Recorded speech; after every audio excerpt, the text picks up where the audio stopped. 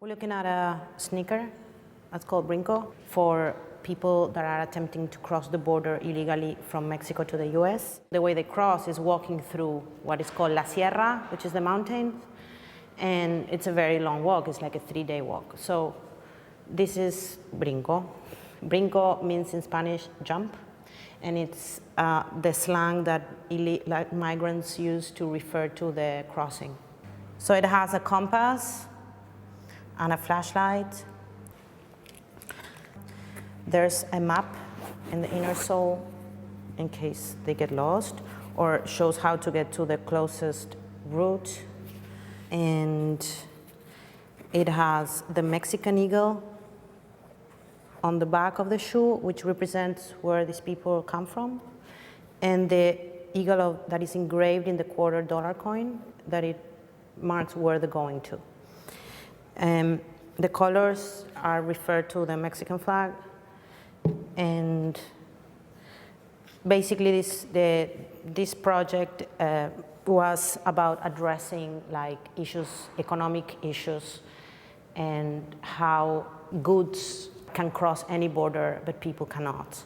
I designed them, I went to China, I hired a factory, the same factory that manufactures shoes for Reebok or any other company, and I just ordered them the same way they would do it. The production was 1,000 shoes. 500 shoes were given for free on the Tijuana side, on the Mexican side, particularly Tijuana, which is the city that is right next to San Diego, and where they do what is called the jump or Brinco. And there I would like just distribute it to migrants attempting to cross right there in the streets. They're like waiting, looking at the border patrol. So we would distribute them. And what they would do, they wouldn't really give any attention to this. They would just like throw their shoes, put this on, and keep on moving. And then on the San Diego side, they were in a limited edition sneaker boutique where they were sold at a kind of considerable high price, representing the object of desire and this whole idea of consumerism that is represented by the US. But for me, it was basically to do a piece that would represent this kind of conflict that exists, and like, how is it, and in a way, this whole thing that the shoe travel all over the world, from China to the US to Mexico, and then all these workers, Mexicans or Chinese, they can't travel.